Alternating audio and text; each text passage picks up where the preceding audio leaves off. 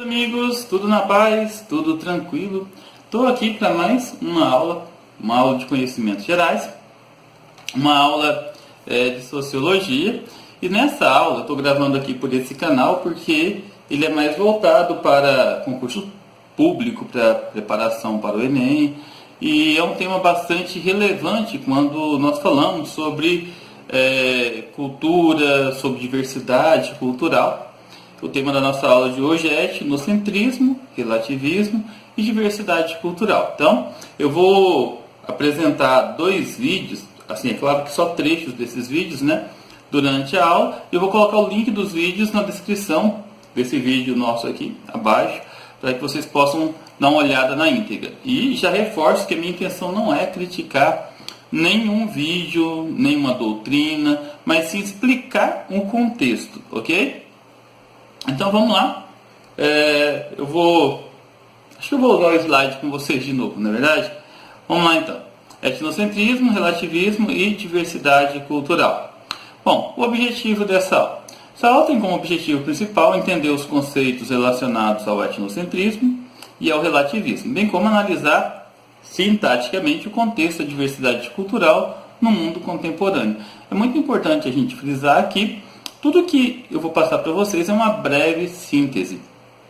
Assim como na sala de aula de ensino médio, eu preciso passar uma breve síntese, porque não é um curso de ciências sociais, não é um curso de sociologia. Então, você tem que ter pelo menos uma noção do que é esses conteúdos que nós vemos, né, em sala de aula, e ver que ele é bastante amplo, verdade? Então vamos lá, vem a pergunta: o que é uma visão etnocêntrica? O etnocentrismo é uma visão do mundo no qual um determinado grupo se entende como centro do universo, sendo seus padrões de comportamento, suas ideias, suas tradições considerados mais adequados e corretos. Qualquer outro grupo humano que não corresponda ao seu padrão comportamental, pensamento, costumes tradicionais é considerado bárbaro, indigno, condenável. Ou seja, uma visão etnocêntrica é aquela visão que a minha cultura é perfeita, é a boa, é a melhor. Os europeus, quando chegaram no Brasil, o mundo deles era civilizado. Os indígenas eram selvagens, precisavam ser evangelizados, precisavam ser domesticados. Na verdade, a visão etnocêntrica do Ocidente Antigo, da Grécia, só podia ser considerado cidadão civilizado, político, racional, quem morava na polis, quem não era considerado bárbaro. Enfim, deveria ser afastado da sociedade. Essa é uma visão etnocêntrica, né? Então, uma visão etnocêntrica demonstra, por vezes, desconhecimento de diferentes hábitos culturais, levando ao desrespeito, depreciação, intolerância por quem é diferente, originando em seus casos mais extremos atitudes preconceituosas, radicais, xenófobas, da própria xenofobia. É um etnocentrismo bárbaro, né? Esse fenômeno universal pode atingir proporções drásticas quando culturas tecnicamente mais frágeis entram em contato com culturas mais dominantes, mais avançadas. Nós temos dezenas de exemplos aí quando os europeus, os espanhóis, chegaram na região do México, né? Eles exterminaram aqueles povos pré-colombianos, os astecas, os maias, depois os incas, foram exterminando todos aqueles grupos que tinham uma cultura diferente dele, porque eles se consideravam superiores, né? Aqui eu tenho uma pequena charge que no nosso livro didático tem essa charge também, né? Ó, Hamlet: existe apenas dois tipos de pessoas no mundo, os navegantes e os não navegantes. De acordo com quem, papai? Com os navegantes, ou seja, uma única pessoa que define o mundo. Outra charge que eu quero que vocês observem aí, na verdade, são os bárbaros, tomam banho todos os dias. O hábito dos indígenas de não usar roupa, de tomar banho todo dia, era visto pelos portugueses como algo bárbaro, como algo selvagem, não civilizado, né? Aqui é a imagem de um escocês tradicional que gosta de usar saias, né, é muito ridicularizado por determinadas culturas, como se fosse algo pejorativo, algo feio. O fato de você não entender a cultura do outro, ou achar que a sua é melhor, é mais importante, é uma visão etnocêntrica, né? Então, chamar um grupo de civilizado e outro de bárbaro já é assumir uma visão etnocêntrica, pois o bárbaro nada mais é do que outra civilização diferente da nossa, né? Os europeus, durante muito tempo, utilizaram a sua cultura para avaliar os outros povos e definir quem era primitivo e selvagem e quem era civilizado. Então, os europeus, no processo de colonização, eles definiam aqueles que não tinham uma cultura semelhante a deles como sendo selvagem, como sendo primitivo, e eles tinham uma nobre missão civilizatória que é invadir aquela região, né, e levar a cultura para eles, né? Mas de que modo se expressa o etnocentrismo? Então, o etnocentrismo não se expressa apenas em uma visão do outro, mas diz respeito também a uma intenção. Essa visão inferiorizada do outro só pode ser construída a partir do momento em que um grupo humano entra em contato com o outro, ficando ambos em uma situação concreta de relacionamento. Esse é direcionado pelas intenções subjacentes ao contato. As ações e reações múltiplas dos grupos em contato são guiadas por princípios, pelo interesse em preservar seus valores. Eu vou passar aqui para vocês, né, um trecho de um vídeo. Não vou passar o vídeo todo, né, mas só para vocês entenderem, né? Olha só, eu vou passar até um pouco para frente, prestem atenção. Ok?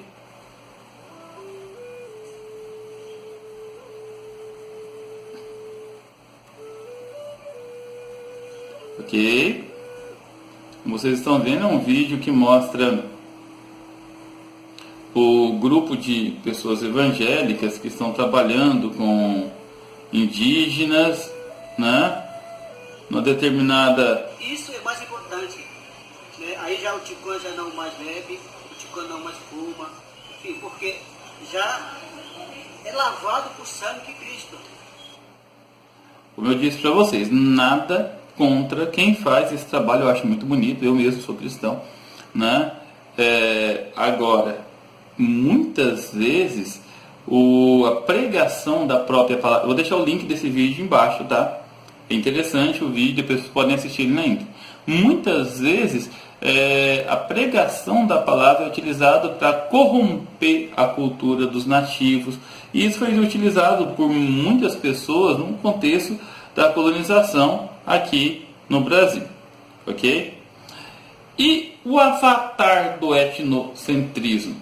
Olha só, a partir do momento que a cultura do outro é utilizada de maneira cômica, grotesca, para a diversão de um grupo considerado dominante, de maneira a ridicularizar essa cultura, nós chamamos de avatar. Muitos programas de televisão utilizam os costumes indígenas, os costumes quilombolas, os costumes dos negros ou de populações aborígenes para ridicularizar outras formas de cultura. E isso é muito pejorativo, é muito triste, não é? Tem uma pequena reportagem numa TV mexicana, colocou a situação de um ator que passou por uma situação bastante delicada pela maneira como ele trabalhava, como ele tratava, né, essa situação. Eu vou colocar um pequeno trecho aqui para vocês, depois eu coloco o link abaixo, tá? Olha. Hace unos días durante el programa de entretenimiento, Hoy, se anunció la incorporación de El Indio Brian para darle el toque cómico a la emisión. Sin embargo, la respuesta del público no fue lo que esperaba la producción, y es que al presentar su cápsula, de Brian... Ok, é isso aí. Eu vou colocar o link abaixo, vocês podem estar assistindo. Ok? Vamos entender agora o que é o relativismo. Relativismo cultural é uma perspectiva da antropologia que vê diferentes culturas de forma livre do etnocentrismo, o que quer dizer sem julgar o outro a partir de sua própria visão e experiência. Então, o relativismo nada mais é que uma aceitação da cultura do outro, mas sem essa visão etnocêntrica.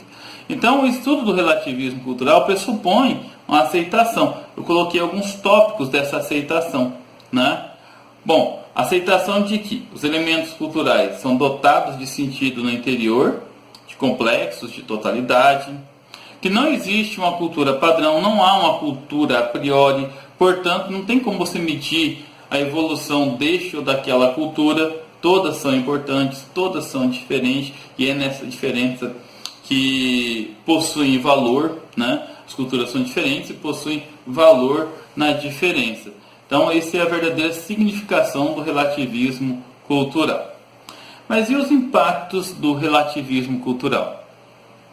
Enquanto a visão etnocêntrica induz a desvalorização do outro, a sua ridicularização, e nos casos mais funestos, a eliminação deste outro, né? Isso aconteceu durante muito tempo, no caso do nazismo, por exemplo, né? Do caso do fascismo. O relativismo é um método conduzido pelo respeito e consideração da cultura do outro, considerando-o tão digna quanto aquela que se tem. Então, o relativismo, ele considera todas as culturas, todas são dignas e merecem ser respeitadas. Vamos entender o relativismo cultural e o mundo contemporâneo. Olha só, o processo de descolonização asiático questionou o dogma etnocêntrico da superioridade do homem branco.